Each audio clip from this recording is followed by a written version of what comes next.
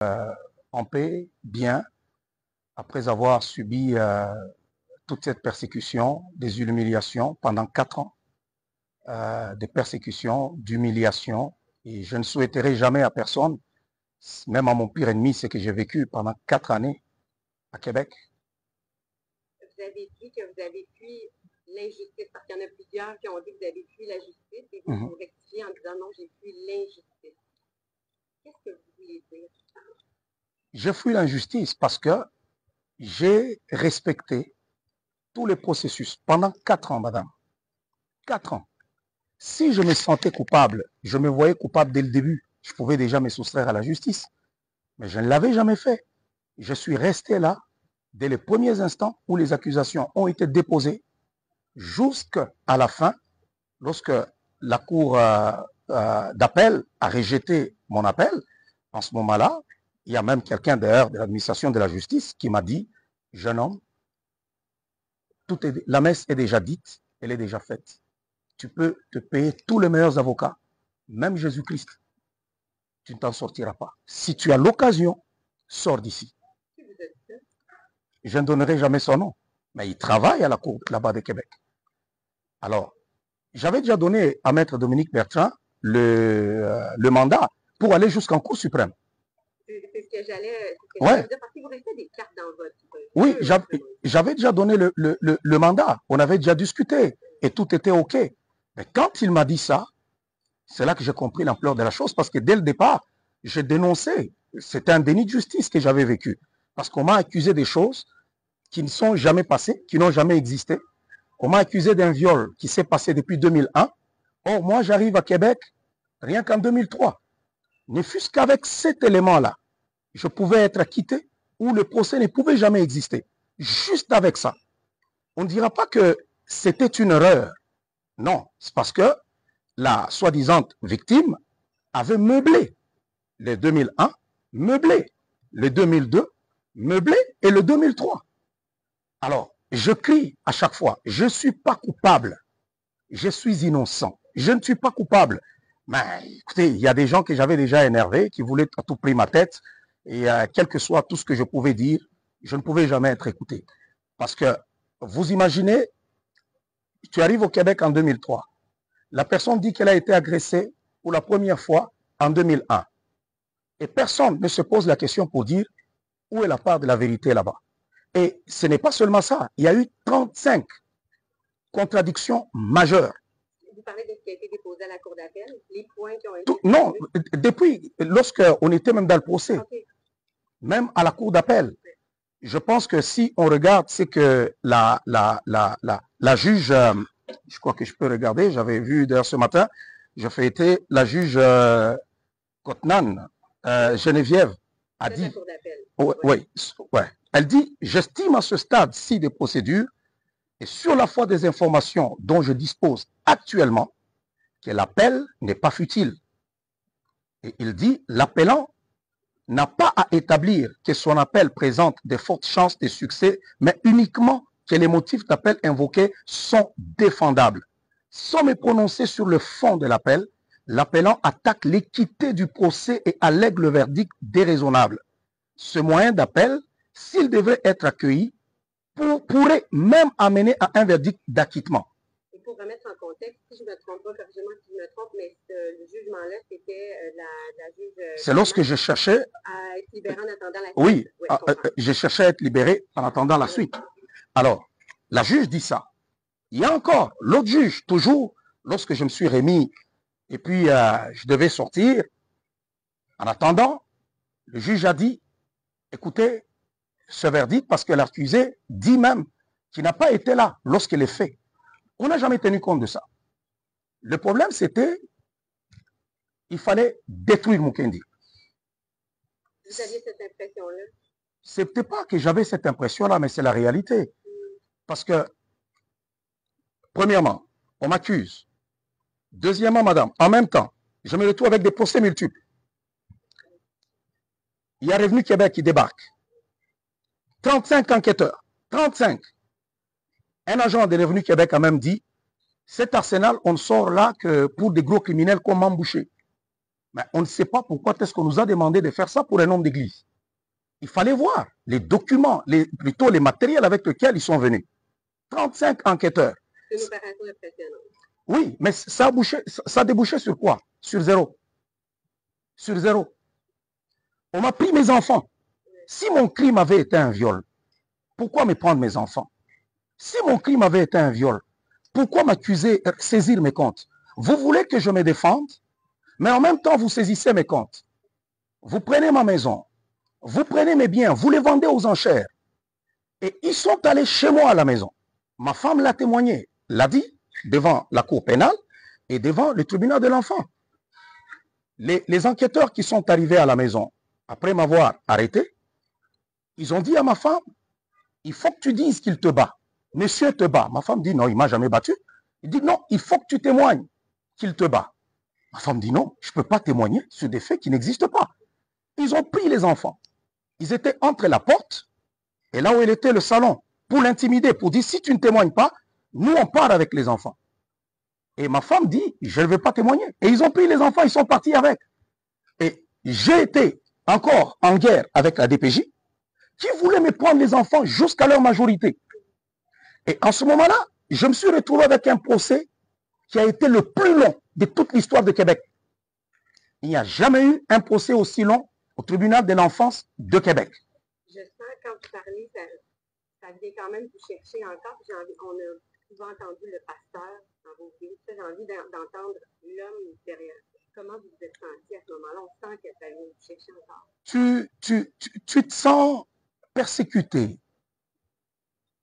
abandonné, parce que j'irai me plaindre où? Je suis un étranger, je suis sur une terre étrangère. Je n'avais pas le droit de montrer que j'ai quand même de l'argent. Non. Il a de l'argent, c'est un voleur, il détourne. Et pourtant, je suis un pasteur évangélique. Il y a des églises évangéliques partout au Canada, et même au Québec. Il y a des églises évangéliques, mais on m'a vendu comme un gourou. Et pourtant, je prêche en ligne, je ne me cache pas, je n'ai pas inventé une religion. Ce que je fais, c'est ce que toutes les églises font, qu'elles soient des églises des immigrants ou des Québécois. On est tous des évangéliques, on a les mêmes valeurs. Vous aviez choisi le Canada, vous avez dit justement, vous avez passé quand même plusieurs années là-bas. Avant que tout ça arrive, quels enjeux, quels problèmes vous avez? Parce que vous avez tenu depuis des propos qu'on peut comprendre, on peut imaginer votre état d'esprit, dur quand même envers l'Occident, envers le Canada. J'ai envie de vous demander, avant que tout ça se passe, avant que vous viviez ce procès-là, que vous soyez accusé, comment ça se passait pour vous au Canada comme immigrant? J'étais bien. Ouais. J'étais bien. Bon, le racisme au Québec, on le sait quand même, mais tout le monde au Québec n'est pas raciste. Même si je peux être déçu aujourd'hui, ce n'est pas que tout Québécois est méchant et mauvais. Non, c'est une bande de personnes qui en voulaient à ma vie, qui ont voulu détruire ma vie. Mais ce n'est... Je pense que c'est le groupe des homosexuels. Ah oui. C'était ça mon crime, parce que mon ennemi n'a pas de visage, mais je savais d'où cela venait. Parce que moi, je prêche à l'église. Si la Bible me dit que les homosexuels n'ont pas le droit d'hériter le royaume des dieux, vous voulez que je prêche quoi? On ne prêche pas un livre de Darwin. Non, moi je prêche ce qui est écrit dans la Bible. Est-ce que je vais aller prêcher pour dire qu'il faut brûler les homosexuels? Je n'ai jamais prêché comme ça. Mais quand on a parlé dans les médias, parce que les médias étaient à la solde de tout ça, il fallait amplifier la situation. On était là avec les médias, ils étaient là en train de manipuler l'opinion. Parce que c'était la guerre de l'opinion. Il fallait préparer déjà les gens à une lourde sentence. Alors il fallait que l'opinion l'accepte. Alors pour que l'opinion l'accepte, il fallait me vendre comme un monstre. Alors voilà le monstre. Il prend l'argent des fidèles, c'est un gourou. C'est un misogyne. Il ne respecte pas les femmes, il n'aime pas les femmes. C'est un violeur. Alors, toutes les choses que la société québécoise réprouve, on m'a collé sur le dos. Alors, personne n'était à la recherche de la vérité. Non. Pourquoi vous n'avez pas témoigné lors de votre procès? Parce que les dés étaient déjà pliés. Non, écoutez, madame, vous êtes dans le palais de justice. Vous avez là une personne qui s'est dit victime, qui ne sait plus témoigner, qui s'est contredit à tout bout de champ. Même Maître Dominique a dit au juge, c'est Emonde, Jean-François Aymon, oui. Oui, il lui a dit, monsieur le juge, suspendez la sentence. Parce que vous avez été présent, vous avez assisté à ce procès. C'était de la comédie, c'était du n'importe quoi. C'était du n'importe quoi. Mais c'est à la fin que j'ai compris que même un fou qui viendrait témoigner que M. Mukendi m'a agressé, on allait l'écouter. Je croyais à la justice québécoise. Moi je croyais. C'est pourquoi, vous savez, madame, j'ai dépensé beaucoup d'argent. Alors, beaucoup. Combien? Oh, je pense que nous sommes dans les millions, là. Ah ouais. Ça monte vite. Ouais. Ça, juste avec la cour de justice, là, avec les jeunes, mes enfants, ça m'a coûté beaucoup d'argent. Ouais, parce qu'il y avait, oui, c'est ça, parce qu'il y avait le procès, il y avait, comme vous avez dit tantôt, il y a aussi Revenu Québec. Ouais, la protection de la jeunesse. J'ai protection de la jeunesse. J'ai l'abord criminel. Et ça m'a coûté beaucoup, alors beaucoup d'argent. Mais vous voulez que je fasse quoi? Il fallait que je me défende. Je croyais en cette justice-là. Mais c'est à la fin que j'ai compris que c'était une comédie. Le point de bascule pour vous, ça a été quoi? Le point de bascule, c'est lorsque, en appel, on rejette mon appel. Ce qui ne pouvait jamais se faire. C'était impossible. Vous pensez que les... Vous l'avez dit tantôt, je veux juste vous ramener à ça parce que vous avez dit tantôt que si vous restez quand même des cartes pour faire valoir vos droits. Et la Cour d'appel, excusez-moi, pas la Cour d'appel, la Cour suprême, vous avez déjà donné le mandat à Maître Bertrand, qui était quand même... Monsieur Pierre Dufour, qui était, qui travaillait, je sais pas, avec la police ou protection de l'enfance, tout ça, la journée où on m'a arrêté, a bien dit, monsieur Mukendi est une personne non grata ici. Il va dilapider tout son argent en se défendant devant la justice, devant les tribunaux. Et moi, je ne savais pas ce qui m'attendait. C'était la première fois, le premier jour, lorsqu'on m'a arrêté. Ça a été répété, même à ma femme. C'est une personne non grata. Madame, est-ce que vous réalisez que on est un couple, on est une famille. Si nous nous présentons devant la cour de jeunesse, nous devons avoir le même avocat. Nous, on nous a interdit même d'avoir le même avocat. Ça veut dire qu'ils étaient déjà préparés de nous séparer.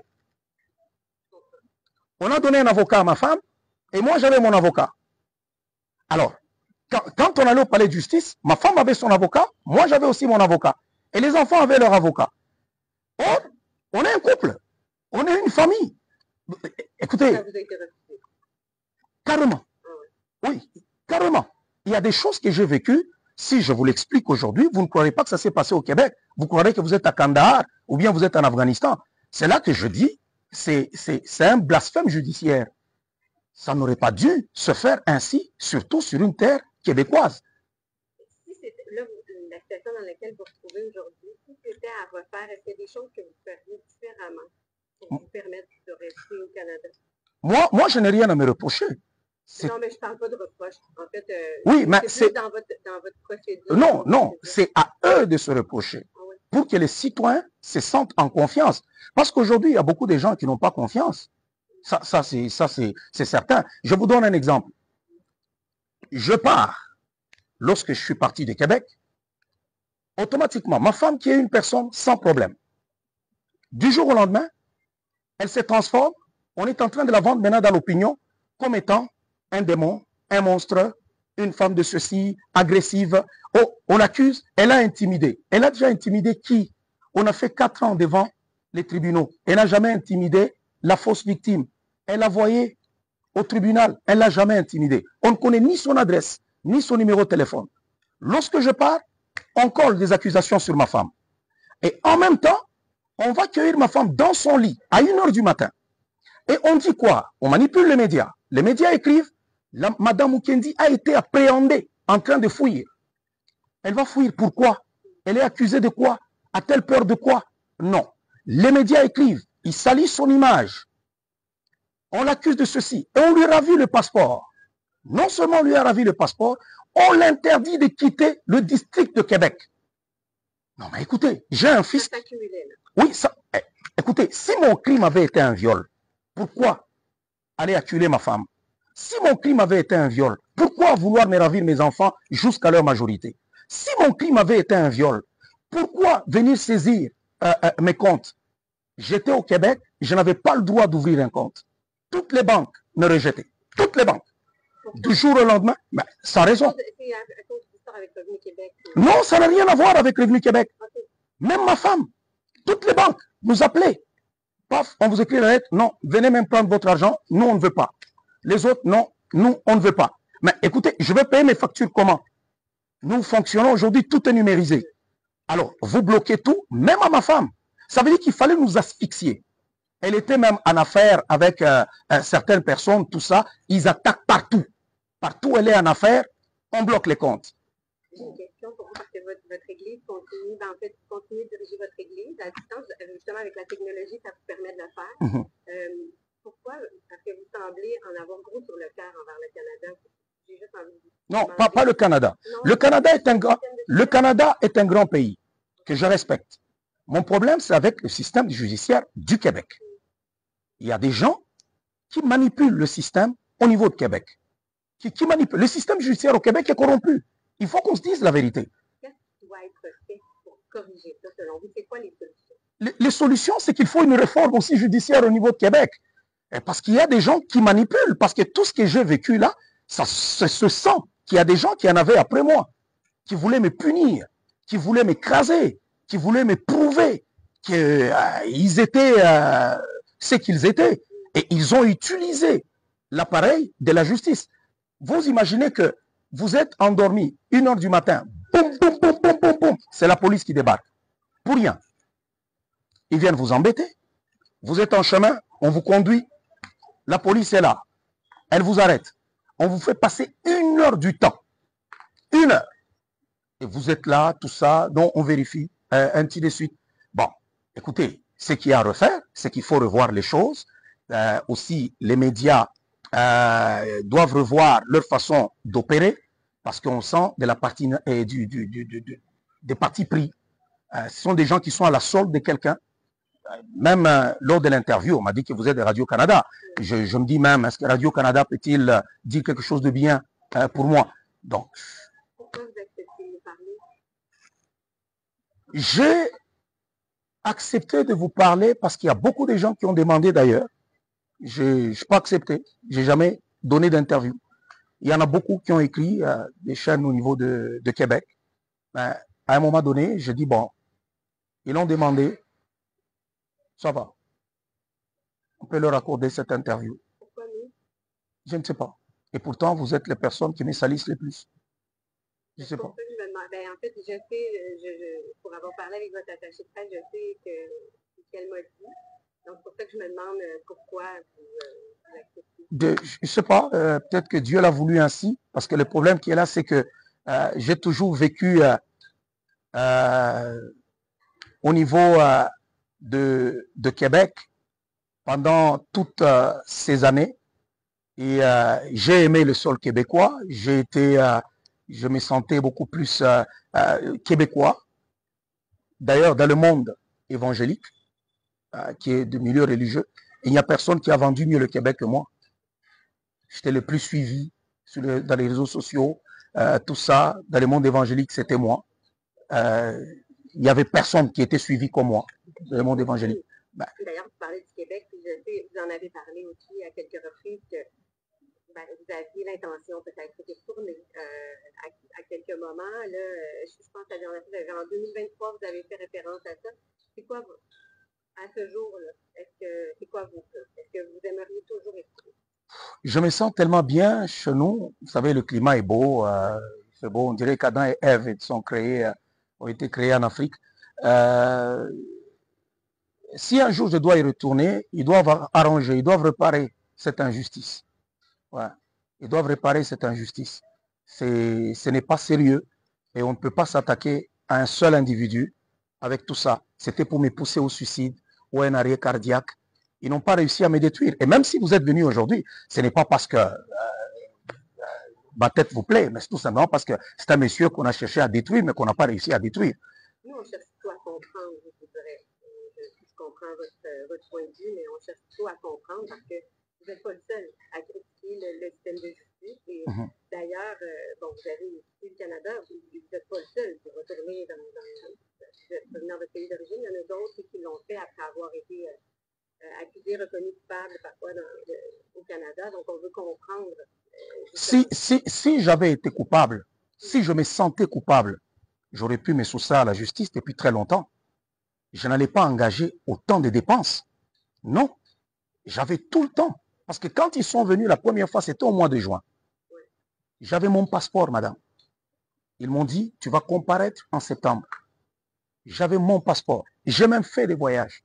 Je suis sorti et j'étais là, présent, pour me présenter en septembre. Mais là, vous l'avez dit. Non, ils m'ont dit, ne venez plus.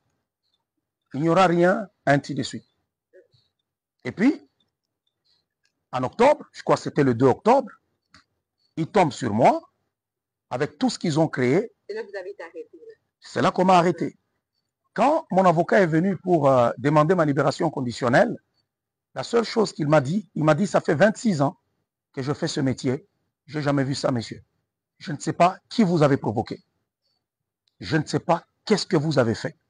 Mais ça fait 26 ans que je fais ce métier, mais je n'ai jamais vu ça. Vos enfants, il ne m'avait pas dit ça lorsque j'étais au poste de police. Je ne voulais pas vous inquiéter. Vos enfants ont été arrachés. Il y a aussi certains enfants des membres de votre église qui ont été arrachés, et ainsi de suite. Et ils se sont donné le luxe de dire aux gens, vous pouvez aller prier partout, mais pour qu'on vous retourne vos enfants, quittez cette église-là. Ça veut dire que, en fait, à ce moment-là, vous parlez de Maître Bertrand, votre avocat. Oui, parce qu'il travaillait avec c'est Maître Côté. Il y avait aussi Maître Côté. Oui, il y avait d'autres avocats au cabinet de Bertrand. D'ailleurs, c'est une grande alliée pour vous. Vous avez, on l'a vu dans votre jeu. Comment vous avez réagi quand vous avez vu qu'elle s'était retirée de votre dossier? Bon, je ne lui en... Oui, mais je ne lui en veux pas. Elle a une carrière, il fallait qu'elle sauve aussi sa carrière. Deuxièmement, je n'étais plus là. J'étais déjà parti. Je ne sais pas comment est-ce que vous jugez ça juridiquement là-bas. C'est pour cela qu'elle était obligée de se soustraire. Mais ce sont eux qui ont défendu ma femme lorsqu'elle s'est présentée aussi devant la justice. Vous n'êtes pas sans savoir que votre histoire est quand même un peu spectaculaire, un peu fascinante, dans le sens où il y a plein de gens qui se posent des questions sur la façon dont vous avez quitté le Canada. Je ne peux pas ne pas vous demander, poser la question, comment vous avez fait? J'écris mon livre qui va sortir sous peu et je pense que les gens auront toutes les lignes de comment j'ai quitté le Canada. Et, vous ne voulez pas nous dire aujourd'hui? Non, je réserve ce scoop-là pour mon prochain bouquin où je vais écrire pour dénoncer tout ce qui s'est passé. Parce que si j'avais été coupable, j'allais affronter la justice. Ben, cette injustice, cette persécution dont j'ai été victime. Non. Quand il va sortir ce livre-là? D'ici là, parce que tout est déjà prêt, sauf que j'attends seulement les bons moments. Chaque fois, je me rappelle parce que c'est beaucoup d'événements qui sont beaucoup... Donc, le processus d'écriture est en cours, c'est ce que je comprends. Oui. Okay, vous n'avez pas terminé encore. Mais... J'ai déjà presque fini. Okay. J'ajoute seulement des éléments. Quand je me rappelle de tel élément, je me rappelle de tel élément et j'essaie un peu d'ajouter à gauche et à droite. Votre église, peut-être encore, vous dirigez encore votre église, j'ai envie de vous demander pourquoi vous continuez à faire des affaires au Canada. Il y a des pasteurs quand même à l'église. Je suis le représentant du ministère Paul Mukendi. Parce qu'il ne faut pas confondre le ministère Paul Mukendi et confondre le centre évangélique Parole de Vie. Le centre évangélique Parole de Vie, c'est une église qui a des pasteurs. Ça, c'est intéressant, oui, que nous, parce que c'est un monde que peut-être nos téléspectateurs ne connaissent pas très bien, parce qu'au Canada, c'est moins dans... il y en a de plus en plus, mais c'est moins dans la culture. Donc, justement, peut-être, oui, expliquer le fonctionnement, c'est la différence entre le ministère Paul Mukendi et le centre évangélique. Oui, le centre évangélique, c'est une église locale. Ouais, cette église a des responsables. Il peut y avoir un pasteur qui dirige l'église locale. Mais tandis que le ministère Paul Mukendi, c'est un ministère qui est beaucoup plus international. Je suis dans beaucoup de pays. J'ai plus de 400 000 personnes qui sont membres de mon ministère. Et là, en ce moment-là, c'est moi qui suis le premier responsable. Mais les églises qui sont implantées, que ce soit à Kinshasa, que ce soit au Québec, j'ai des paroisses en Côte d'Ivoire, en Guadeloupe, que ce soit aux États-Unis, en France, partout là-bas. Là, il y a des pasteurs qui les dirigent. J'avais vu récemment le service de police de la Ville de Québec a publié une liste de criminels recherchés. Vous en faites partie. Comment vous avez réagi quand vous avez vu? Vous m'apprenez? Ah, que Mme Lepage avait fait référence à ça lors de notre discussion. Je pensais que vous étiez au courant. Non, c'est comme je vais vous mettre en contexte, là, ils ont annoncé, on a vu ça la semaine dernière, là, ils ont annoncé la création d'un nouveau poste, un coordonnateur pour... ils vont aller trouver qui? Là, sur la liste, je ne la sais pas par cœur. Non, je dis, ils vont aller chercher qui? Ça, c'est peut-être pour aller bluffer devant l'opinion. Que les États-Unis aillent d'abord récupérer Edward Snowden là-bas en Russie. Je suis chez moi, je suis dans mon pays. Et je pense qu'ils peuvent nommer qui ils voudront. Moi, je suis chez moi. Je suis dans mon pays. Mais de savoir que vous êtes sur la liste là, de personnes recherchées, bon, encore, et tout ça, comment vous réagissez à ça? Bon, ça, je peux pas dire que ça peut me faire quelque chose. Je suis habitué comme messagiste au Québec. Oui, je suis habitué, je suis blindé contre ça. Ça, je suis habitué, ça faisait 4 ans. C'est depuis 2017 jusqu'à aujourd'hui, ça fait maintenant 7 ans, où chaque fois qu'on écrit, on n'a jamais écrit quelque chose de positif. Moi, je n'ai pas de qualité, je n'ai pas de bonnes choses. Je suis le diable incarné, le démon, le monstre. C'est comme ça qu'on me dépeint dans la presse québécoise. Je ne mérite rien, je ne mérite pas porter quelque chose de bien, je ne mérite pas une belle maison, je ne mérite pas une belle voiture. Écoutez, je ne mérite rien de bon. Qu'est-ce que ça implique pour vous d'être ici en République démocratique du Congo depuis, en fait, là, après avoir quitté le Canada? Qu'est-ce que ça implique? J'imagine que ça a des impacts, des conséquences. Vous ne pouvez pas non plus aller n'importe où. Donc, est-ce que vous êtes... Ne pas aller n'importe où, ça veut dire? Dans d'autres pays. Est-ce que vous vous sentez pris? Non, non, non. Il y a beaucoup de pays où je peux aller, hein. Beaucoup. Il y en a beaucoup. Par exemple, à titre seulement d'exemple, la Russie, je peux aller en Russie. Il y a beaucoup de pays où je peux aller. Beaucoup. Le monde. Avez-vous l'intention d'y aller? De voyager? Voyager, peut-être que vous serez surpris si je vous dis que des fois je suis dans certains pays. Vous serez surpris. Aujourd'hui, je ne mets pas... il y a certaines choses que les gens ne savent pas. Peut-être que je ne peux pas aller aux États-Unis pour l'instant, ou peut-être en France, et ainsi de suite. Mais dorénavant, parce que j'ai porté cette affaire devant les instances internationales. C'est ce que j'allais vous demander. Vous avez dit à un moment donné que vous faisiez des démarches. Ouais. Comment en sont ces démarches-là? C'est en cours. C'est en cours. Ouais, c'est en cours. Parce que partout... C'est quoi? Mon objectif, c'est que, écoutez, que la vérité soit établie. Que j'ai été victime d'une persécution et d'être déni de justice. C'est ça l'objectif. Donc, moi, je ne suis pas quelqu'un qui baisse les bras. Non. Pour l'instant, tout simplement, ce qui s'est passé au Québec, pour moi, bon,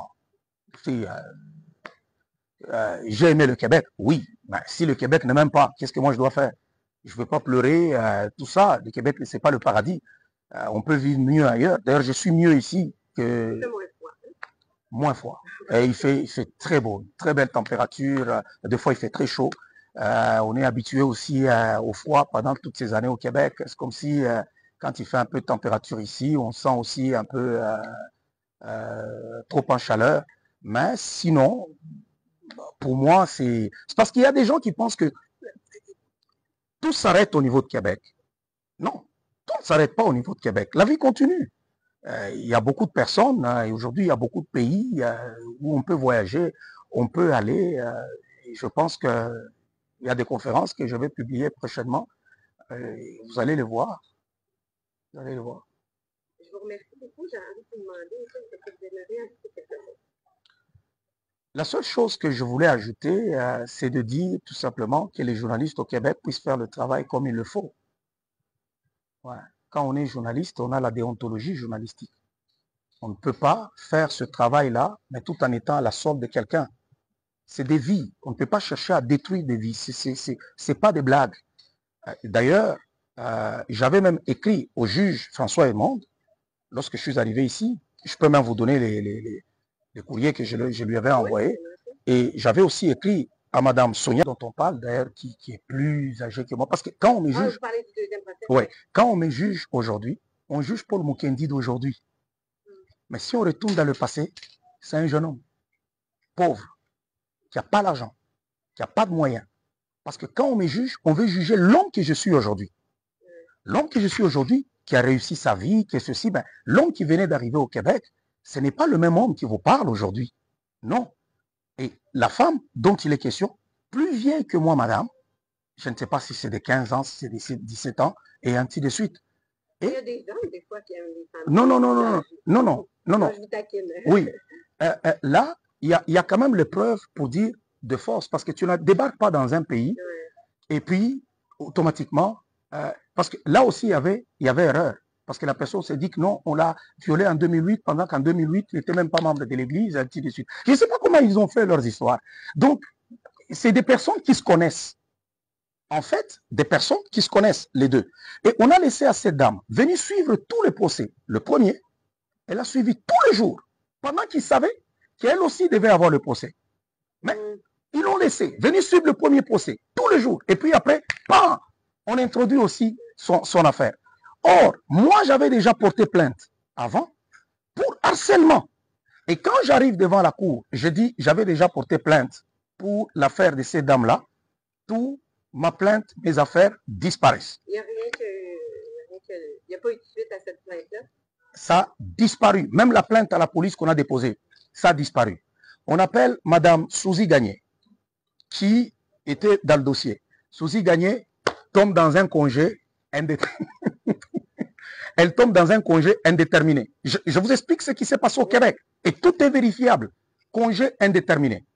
On a commencé, pof, et puis après maintenant, non, on sort un petit papier, non, bon, monsieur avait déposé une affaire, mais...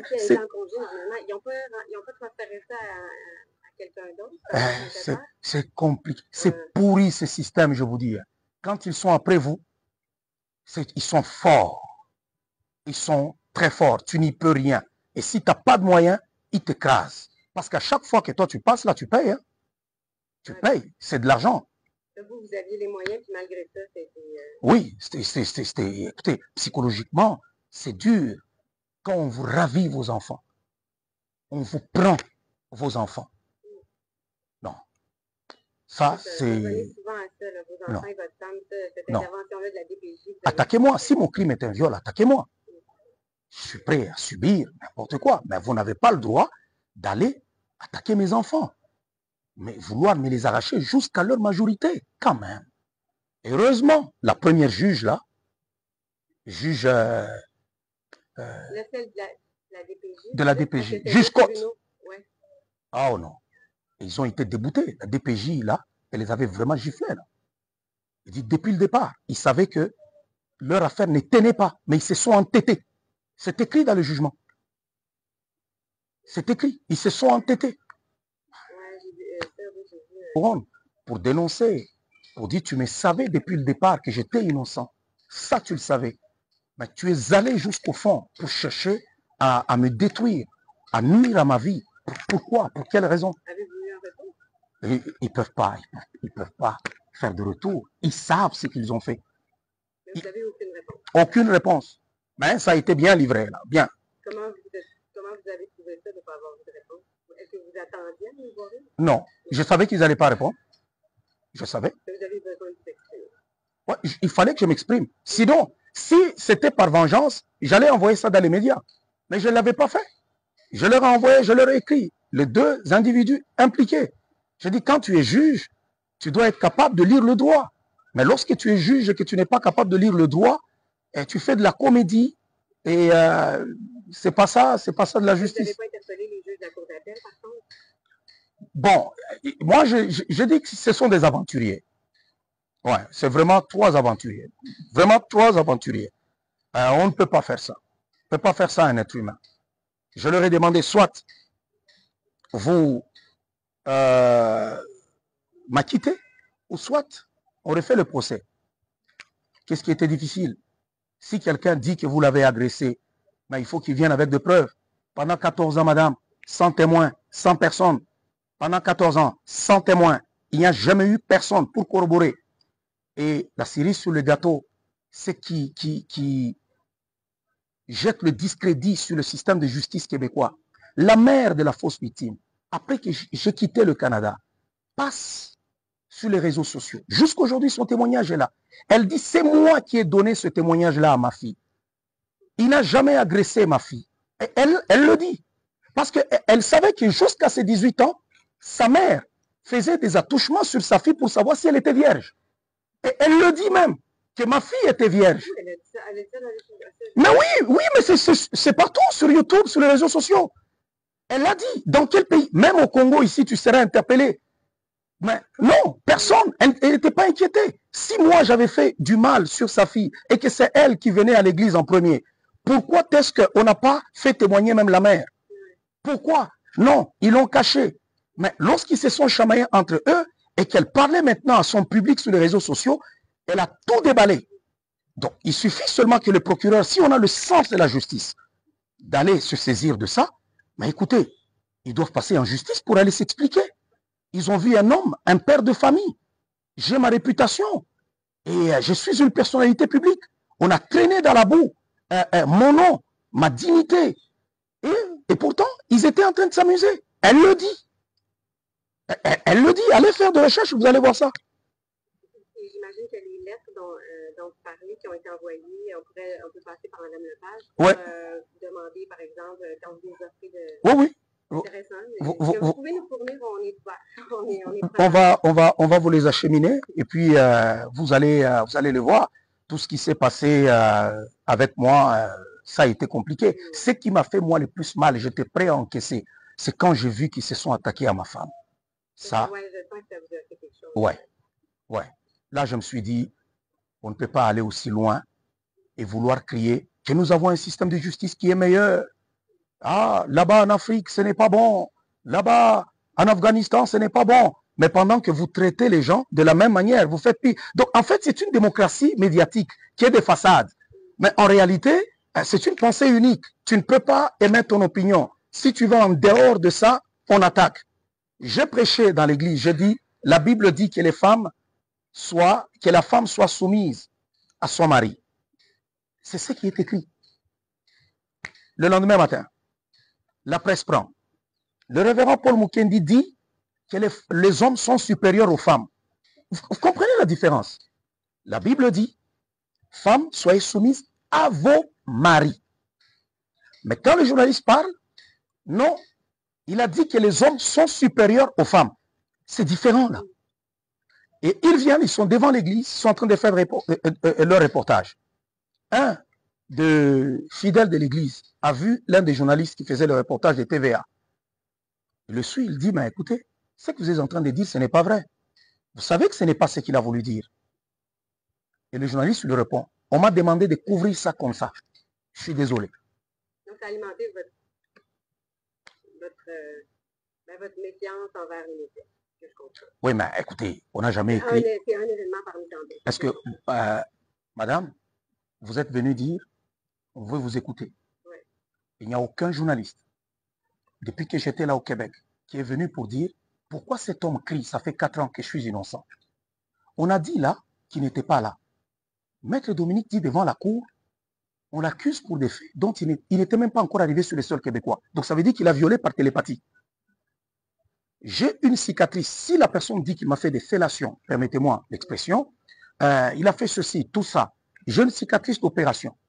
Bon, elle n'a jamais vu ça. Je prends même les preuves que j'amène. Ça veut dire que vous m'accusez d'agression sexuelle, vous n'avez aucun témoin, vous ne pouvez pas prouver cela, et maintenant la justice me demande à moi de fournir les preuves que l'agression n'a jamais eu lieu. Donc, je me retrouve devant la justice et je dois prouver que ça n'a jamais eu lieu. C'est comme aujourd'hui. Vous venez ici, nous sommes au mois de décembre. Vous quittez ici, après, vous voulez vous retourner chez vous, on vous interpelle. Non, madame, vous avez tué quelqu'un en cet immeuble-là où vous êtes allé interviewer le révérend Paul Mukendi. Vous dites, mais écoutez, j'ai tué ça quand? Non, vous l'avez tué au mois de janvier. Vous dites, mais au mois de janvier, je n'ai jamais foulé le sol congolais. Mais qu'est-ce qui se passe? Non, c'était au mois de janvier. Et là, ce n'est pas l'erreur, parce qu'on dit, non, au mois de janvier, dès vous êtes sorti de là, vous êtes allé à tel hôtel, vous êtes rentré. Et au mois de mars, il y a eu ceci. Vous dites, mais au mois de mars, je n'avais jamais été là. Non, vous étiez là. Et puis, ça s'est passé au mois de juillet. Il y a eu ceci, cela. Vous dites, mais, monsieur, je suis arrivé là en décembre. Moi, je n'étais pas là, ni en janvier, ni au mois de mars, ni au mois de septembre. Je n'avais pas été là. On vous prend, on vous jette en prison. Et vous trouvez l'occasion de vous éclipser. Vous quittez la République démocratique du Congo. Vous vous en retournez au Canada. Et on va dire quoi? Vous allez vivre avec une charge sur la conscience? Vous aurez honte d'avoir fouillé cette justice? Non, vous serez libre. à l'aise. Et par contre, vous serez en colère envers ces voyous-là. Vous direz, c'est vraiment des délinquants. Pourquoi ils pouvaient m'accuser de telles choses? J'ai fourni toutes les preuves et même mes visas, que je n'étais pas là en ce moment-là. L'immigration peut prouver quand est-ce que je suis entré au Canada. Je suis entré au Canada, pas en ce moment-là. Au Canada, je suis entré en 2002 et je n'étais pas à Québec, moi. Je n'étais pas à Québec. À Québec, je suis arrivé en 2003. Avant Québec, vous étiez à quel endroit? J'étais en Alberta. En Alberta, oui, dans l'Ouest. Oui, j'étais en Alberta. Et là, j'arrive au Canada, c'était en juillet 2002. Et puis, au Québec, j'arrive là, on est peut-être juillet ou août 2003, que j'arrive là. Bon, quand vous avez une personne, ils vous logent chez eux, vous avez fait 2 mois et demi, et que la personne arrive, il dit, vous avez fait 3 ans. Et il commence à meubler les 3 ans. Et tu fournis, tu sors même tes bails quand tu arrives à Québec. Quand est-ce que tu as loué ta maison? Quand est-ce que tu as fait ceci? Ces gens-là refusent d'écouter. Ils refusent d'écouter. Et ils pensent que je veux vivre, j'aurais honte de quoi? Non, je suis fier d'être debout et je suis content d'être dans mon pays et d'être au milieu des miens. Je vous remercie beaucoup d'avoir pris le temps. Je vais vous demander à Marcel. Vous la regarderez sur moi, je suis réalisateur, mais pour les gens qui ont été dans ces projets, qui nous sont accusés, que vous dites à ces gens-là? Est-ce que vous leur dites quelque chose? Envoyez-vous un message à ces gens qui vont être sûrement, on va essayer de parler avec des personnes qui vous ont accusés. Qu'est-ce que vous les dites? Quel est le message pour ces personnes qui se considèrent victimes et qui parlent encore aujourd'hui contre vous et qui disent que vous êtes partis, que vous les avez revictimisés, etc.? Ils ont, la première des choses, c'est qu'ils doivent comprendre qu'ils ont une conscience. C'est pas une comédie. Si on avait une justice sérieuse, ils seraient incarcérés au moment où nous parlons, parce qu'ils savent que c'est faux et archi faux. Et qu'est-ce que je peux leur dire? Je peux rien leur dire. C'est de dire tout simplement qu'ils ont une conscience et qu'un jour on se retrouvera devant Dieu si on ne se retrouve pas dans ce monde. Et pour vous, c'est clair, ces personnes ont toujours menti. Il y en a rien de vérité là. Si on met une personne en face de vous qui a presque l'âge de votre mère et on vous dit que vous l'avez violée, est-ce que c'est sérieux au moins? Est-ce que c'est au moins sérieux? Si une personne disait que vous l'avez violée à l'âge de 14 ans, pendant qu'à 14 ans, vous ne l'avez jamais connue, vous n'étiez ni au Québec, ni sur le sol québécois, ni à ses 14 ans, ni à ses 15 ans, vous ne l'avez jamais connue. Mais vous voulez que j'accepte quoi? Ça n'a jamais existé. Mais ça aurait été bon de vous entendre devant le tribunal. Par contre, je vous écoute, là, je sais que ces contradictions-là ont été présentées devant la cour d'appel, entre autres, et tout, mais j'ai été préparé à témoigner. Pour votre témoignage. Oui, pour mon témoignage. Il y avait même, on a fait 2 fois, deux procès fictifs hein, dans le cabinet. Tout ça, j'ai été très bien préparé pour témoigner. Et j'étais prêt à témoigner. Mais quand on arrive devant le tribunal, vous voyez que la personne n'est que de contradiction en contradiction. Jusqu'à ce qu'on dise, bon, monsieur le juge, tout ça, ils avaient que le seul témoin pour Revenu Québec, le seul témoin au tribunal de l'enfance, le même témoin, c'est le même témoin qui circulait. Alors, aujourd'hui, il dit ça, demain, c'est ceci, demain, et à chaque fois, il y avait le refrain que mon avocat disait, lequel de ces 3 ou de ces 4 versions est la vérité? Dites-nous au moins la vérité. Alors, le témoignage aurait pu semer le doute raisonnable, non. Déjà, le doute raisonnable était là. Madame, imaginez-vous, je viens de vous donner un exemple. On vous accuse de meurtre dans ce bâtiment pendant que vous n'avez pas été là. Écoutez, vous n'avez plus besoin d'ouvrir votre bouche pour témoigner. Tout le monde sait que c'est faux. Tout le monde sait que c'est faux. Vous n'avez pas besoin d'ouvrir votre bouche. C'est à eux de prouver que les faits se sont produits ou se sont produits ou ne sont pas produits.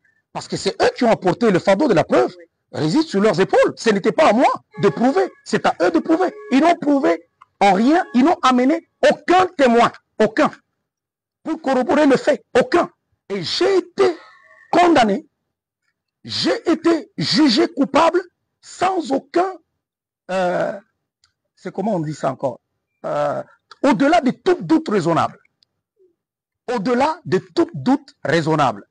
Pendant qu'en 2001, je n'étais pas au Canada, en 2002, je n'étais pas là, mais on t'accuse au-delà de tout doute raisonnable. C'est pour ça que je vous demandais tantôt s'il y a quelque chose que vous auriez fait différemment, parce que, par exemple, c'est une décision qu'un accusé peut prendre, de choisir un procès devant juge seul ou devant jury. Là, c'est devant jury. Donc, c'est ce genre de décision-là.